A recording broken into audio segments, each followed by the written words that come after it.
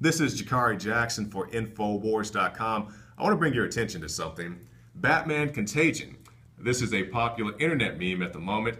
People are saying that issue of Batman, Shadow of the Bat number 48, starting with 48, predicted our current Ebola outbreak. And let me say that this Batman series was from years ago.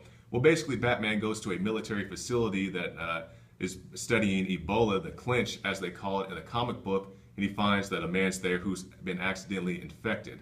I'll start off by saying I don't think that this is at all any type of prediction.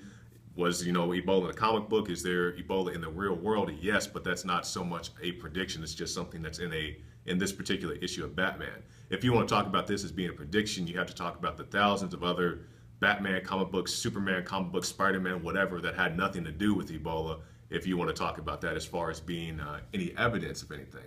But we'll talk about something that happened interesting with Batman. After the Sandy Hook incident, we put out an article detailing how there was a section in Gotham City that is called Sandy Hook, which is true. That's what it's called in the movie. People came out and they demonized us. They said that InfoWars is saying that Christopher Nolan or Christian Bale or Tom Hardy was behind the Sandy Hook shooting. We said nothing of the like. We just said there was a section in Gotham City called Sandy Hook, which there was in that particular version of the film. But people have, pretty wide-ranging theories as to why things are going on as far as predictive programming. And when we see this by Paul Joseph Watson last week, did The Simpsons predict the Ebola outbreak? And if you watch the clip, Marge presents a book to Bart that says, Curious George and the Ebola outbreak. And Paul goes on to say, that's all it was. It was a 10-second clip out of a 30-minute episode. It's not anything to get, in a tizzy about. Yeah, I wouldn't say that's predictive programming, and Paul wouldn't either. He said it's just a part of a fictional TV series.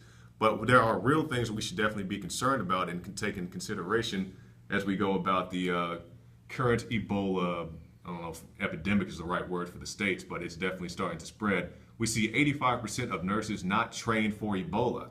And you'll see the governor get on TV. You'll see these health professionals get on TV. There's nothing to worry about. It will not spread.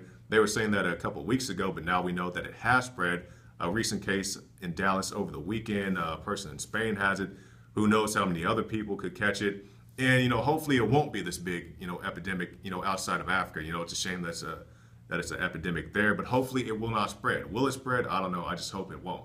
But as far as curing the disease, treatment for the disease, they have these various vaccines and other things they're trying to push, experimental, I might add.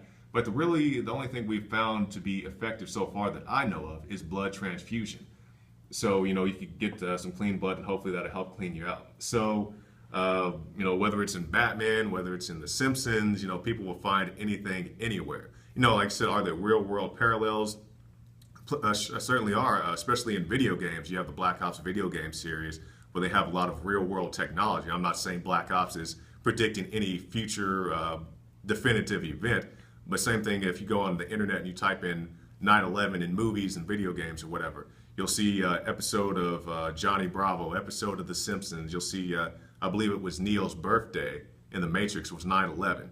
And it's weird, it's bizarre. Why was it there? I don't know. Is it some weird coincidence? I don't know. All I know is it's there. I'm not saying that any of those fictional characters predicted 9/11. It's just something weird and interesting to talk about. But if you want to find out some more real information, you can go to Infowars.com and check out the latest on the Ebola outbreak.